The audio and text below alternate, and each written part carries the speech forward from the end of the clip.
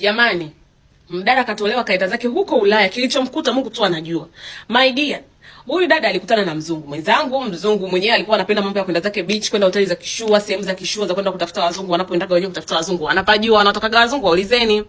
Akakutana na mzungu mwenyewe akapendana penzi shata. Mzungu akawa anampeleka out, wanaenda kula bata, wana enjoy nini, anatoka naye, mzungu anamposti, anaongea na ndugu zake. Dada yuko hapa anaongea na ndugu zake. Ndugu wa mzungu anaongea na mama yake, anaongea na ndugu zake, akaona Mungu asante, mimi mmenishushia mzungu huyu kutoka peponi. Unanielewa vizuri sijui. Kidogo nakwambia hawajakaa sana, akamwambia tufunge ndoa ya serikali ili tupate ili visa itoke haraka. So akafunga ndoa ya haraka ya serikali. Akampropose, akamnunulia pete ya uchumba, pete ya ndoa nini, wakafunga ndoa haraka, wakafanya ndoa za kimila hapa kwao. Ndoa pambe ikapostiwa, watu wakashukuru, watu wakaenjoy, kaenda viral. My friend. Shida inaanzaga unapoenda kwao. Ndio wakatoka na kwambia wakasafiri wakafika kwao. Bora hata ule mtu ambaye siku ya kwanza siku ya pili sijui anasubiri mwezi kwanza ili ndio ujue picha zake. Anakuambia walipofika tu siku ya kwanza, picha linaanza wamefika tu, anafika akaambiwa mama, unajua mama ni mgonjwa, mama yuko chumbani afu chumba chake ni kisafi, tunaomba tusaidie kusafisha. Kisingizio, tunasikia Afrika nyewe wasafi sana, kwaona mpo kasafishe chumbani kwa mama. My friend, hajalala, hajapumzika, inabidi aanze akaenda akafanya usafi. Ndio akaenda anakuambia akaenda akafanya usafi ka scrub, kuna mapampers machafu, kuna mavitu machafu, chumba kichafu, kinanuka mikojo, choo ndio usiseme ni mama ni kuchafu. Sijui unanielewa vizuri. Hajapewa sijui ndio glossy, hajapewa nini, ni anasafisha na mikono na mafagio. Ndio binti yule kufanya usafi na kwambia akamaliza hivyo, akajua ndio siku imeisha. Basi nakwambia siku zikaanza kwenda.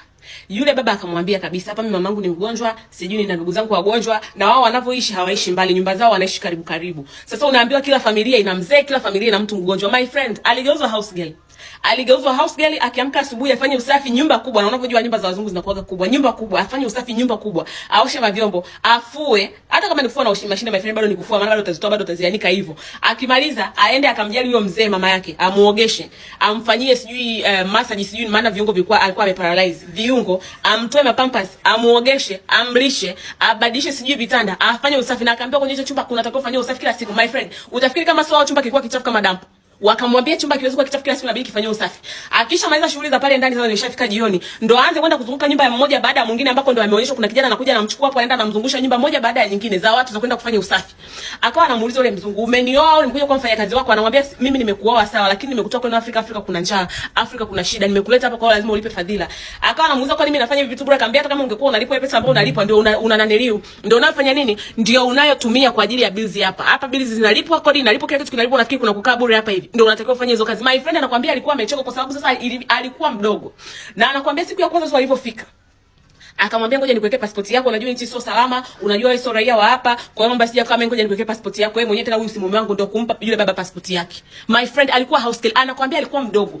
Alikuwa akikaa hivi anaangalia ngozi yake, my friend amechubuka kwa sababu ya kufanya kazi. Hiyo kazi ya kuwajali wazee, kuwajali wagonjwa, watu zaidi ya 10 kwa siku hiyo moja kufanya. Na ubaya au uzuri, vyakula pia my friend. Vyakula nakwambia vyakula ilikuwa ni shida. Yani alikuwa anachemsha kuku, anakula na wali. Chemsha kuku, kula na wali. Hakuna unga, hakuna nini. Vyakula vyao mwenyewe hajazoea kuvila, kwa hiyo inabidi tu achemshe apike hali. Na anakwambia alikuwa akipika chakula kingi anasema. Zikinunuliwa sio kuku zikaweka kwenye friji nini, akapika sio ovyo ovyo. My friend anasema kwa kama ni mfanyakazi, si kama mfanyakazi, kama mtumwa. Anakwambia alichoka, alikaa mateso kufanya hizo kazi, na bado usiku mwanaume akija anataka pachuane naye. Sio endelea vizuri. Ndio siku moja namsikia huyo mwanaume alivyokuwa anaongea, like akamsikia akiwa anaongea, kwa sababu wanaongea Kiingereza, kwa sababu baadhi ya ndugu zake wameoa watu wengine makabila mengine ya kizungu, kwa hiyo wanaongea Kiingereza. Ndio akasikia wakiwa wanaongea. Kumbe yule baba kuja Tanzania, kuja Afrika kwa ajili ya kuja kutafuta mke, haikuwa mke my friend. Alikuwa anatafuta house help. Alikuwa anatafuta nani? Alikuwa anatafuta mtu wa kwenda kusaidia kulea familia zao. Maana kule kufanya kazi kwa ajili ya kulea wazee ni expensive. Kumlea tu mzee mmoja ni expensive. Sembuse kwenda kuzunguka kwenye nyumba zote kwenda kufanya kazi. Kwa hiyo akaona njia rahisi hapa ni ya kuja kufanya nini? Ni kuja Afrika, kuja kumchukua mtu kama mke, alafu niende kule nikamfanyie vile ninavyotaka. Anakuambia alikaa miaka 2, alikonda, aliteseka. Akimuuliza yule baba, naomba basi passport yangu niondoke kwetu kwa sababu nimechoka. Anamwambia pesa yangu niliyotumia ndoa kuwapa ndugu zako, sijui kuwafanya nini, bado hazijaisha. Kwa hiyo akachukua mpaka na zile peti. Akamwambia kwa hiyo my friend, nataka mpaka ufanye kazi pesa yangu yote ikamilike, vitu vyangu vyote nilivyovigaramia, pesa yangu yote niliyotoa irudi. Anakuambia siku hiyo baba akawa ametoka, sijui chumbani kwake alisahau sijui nini, na nimesahau kumuuliza, sasa ndo nataka nitamuuliza. Huyo baba siku hiyo akatoka, ndo akaingia chumbani kwake akatafuta passport yake akakosa, akaingia chumbani kwa mdogo wake, maana mdogo wake naye anakaa hapo nyumbani, akaingia chumbani kwa mdogo wake, ndo kwenda kutafuta kwenye document akakutana na ile passport. Anakuambia my friend hakubeba chochote. Hakubeba chochote, alitoka akaondoka. Na anakuambia simu pia alinyang'anywa. Simu pia alinyang'anywa, kwa hiyo ilikuwa yani siku akitaka kuongea na familia yake, ni mzungu anakuja na simu, anakuja anamsimamia hapo na simu, anamwambia simu hapa, ongea na ndugu zako. Na ana ndugu zake ambao wanaongea Kiingereza, kwa hiyo anawapigia ndugu zake ambao wanajua Kiingereza kwa sababu anataka asikie huyu binti anachokiongea. Huyu binti anachokiongea. Kwa hiyo ndo akawa anapiga simu mbele yake, aongee na ndugu zake akiwa hapo hapo. Ndio huyu binti alichokifanya, alipopata passport yake, my friend, alikimbia. Anakuambia kuna nyumba alikuwa anaonaga kuna Waafrika, like Waafrika walikuwa wanapitaga hapo, ndio kukimbia kwenda kwenye hiyo nyumba kwenda kuomba msaada. Kukuta anasema hao watu ni Watogo. Kukuta hao Watogo ndio kuwaelezea kila kitu, ndio akamwambia sisi tutakusaidia, lakini huku usha overstay pale hapo, labda utabaniwa au utalipa hela kwa sababu ume overstay kwenye nchi ya watu. Akamwambia hata kama niki overstay, my friend, sina hamu mimi, sitaki tena kurudi kwenye hiyo nchi, sitaki tena kurudi.